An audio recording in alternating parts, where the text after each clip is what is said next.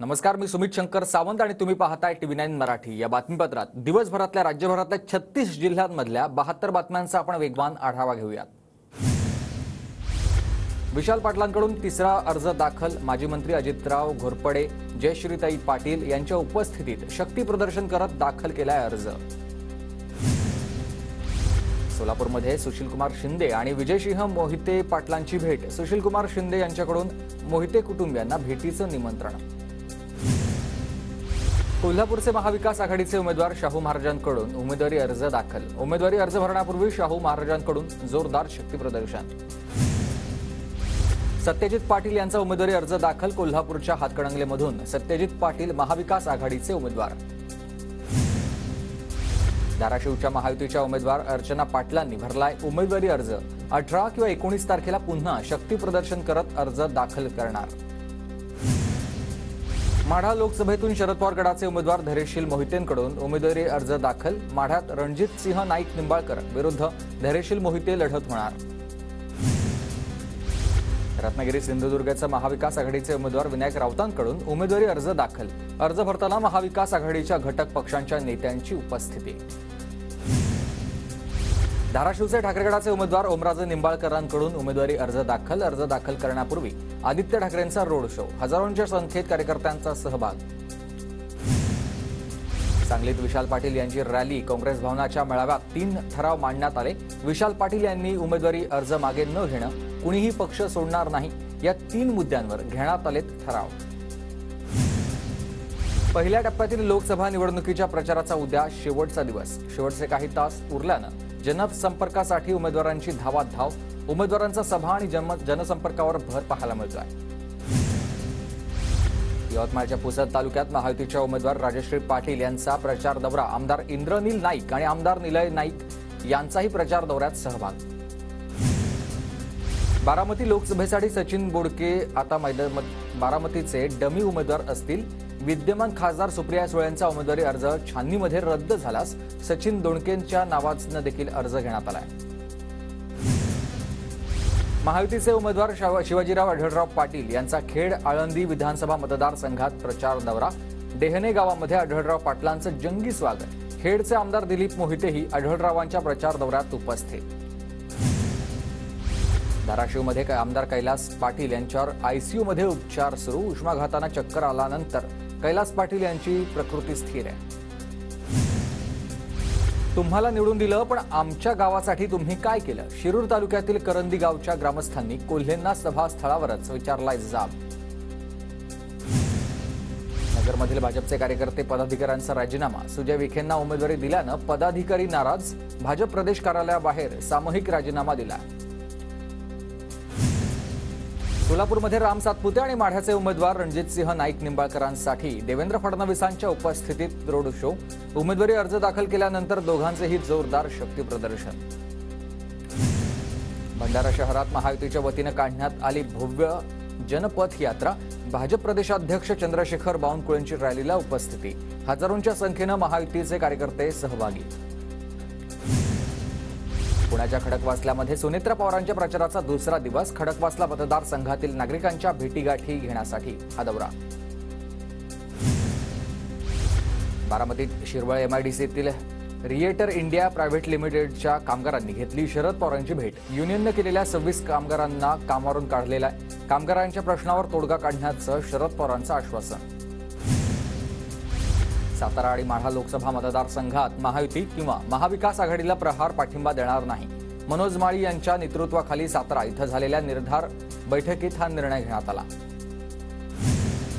जयकुमार गोरेंचे बंधू शेखर गोरेंनी शरद पवारांची भेट घेतली। शेखर गोरे ठाकरे गटाचे सातारा जिल्हा संपर्क प्रमुख। बारामतीत रात्री उशिरा शेखर गोरेंनी शरद पवारांची भेट घेतली।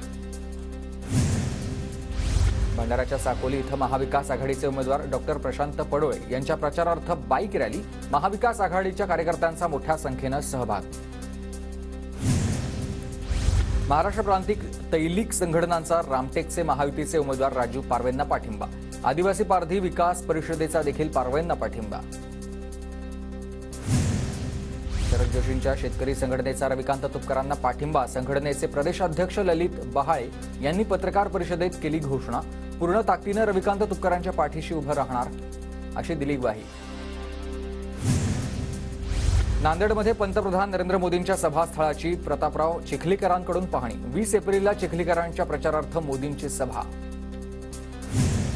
भाजप उमेदवार सुनील मेंढेंच्या प्रचार सभेला गोंदियात अपक्ष आमदार विनोद अग्रवालांची हजेरी. चाबी संघटनेकडून गोंदियामध्ये भाजपला समर्थन.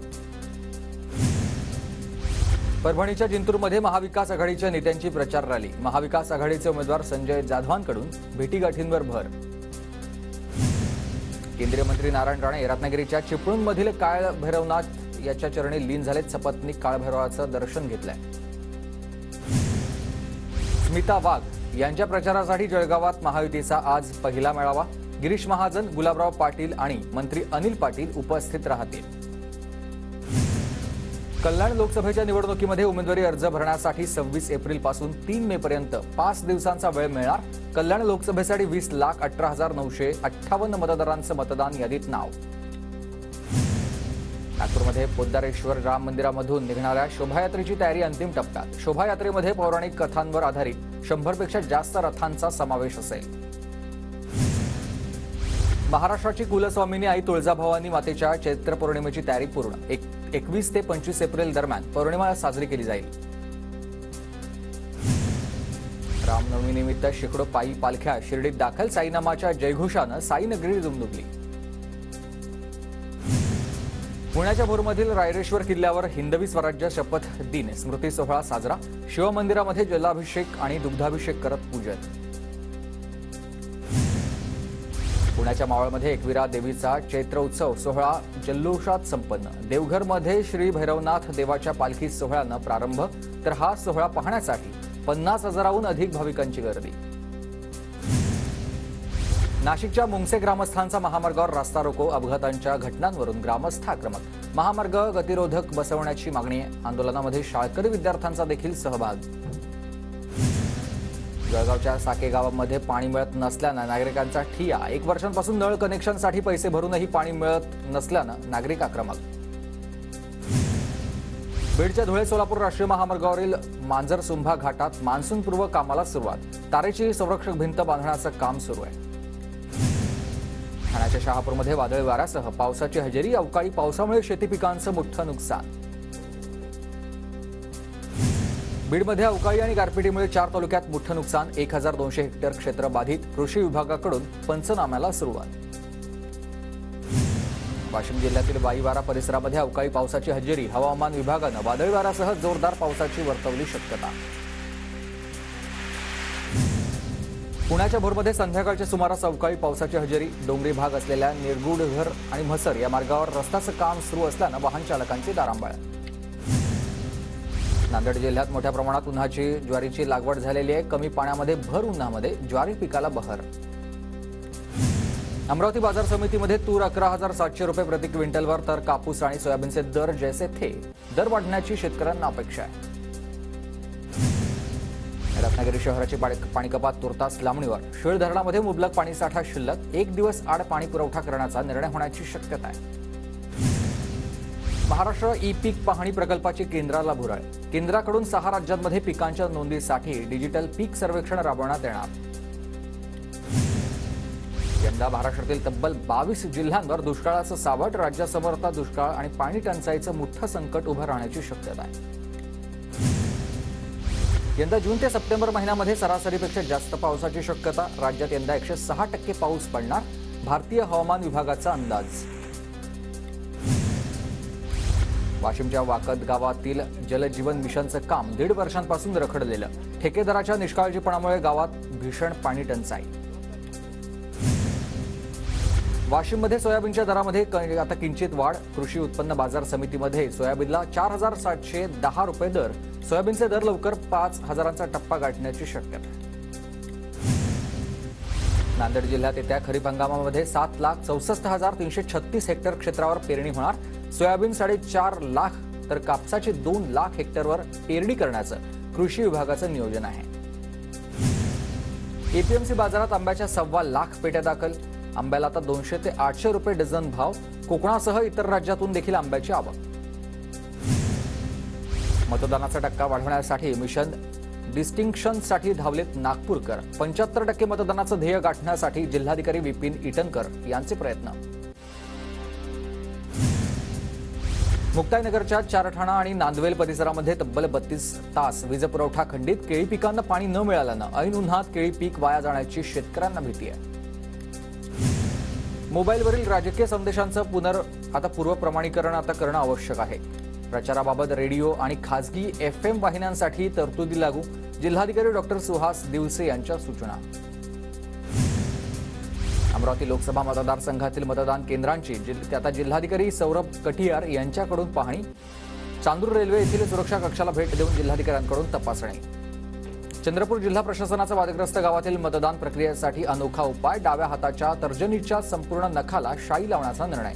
तेलंगणा महाराष्ट्र सीमेवरील जीवित तालुक्यातील 10हून अधिक गावं दरवेळेसच दोन्ही राज्यात करतायत मतदान. गोंदियात कॉलर बेल्ट ठरवल्यानं भरकटलेल्या वाघिणीचा पुन्हा शोध घेण्यात आला. कॉलर बेल्ट लावून वाघिणीला नैसर्गिक अधिवासात सोडलं.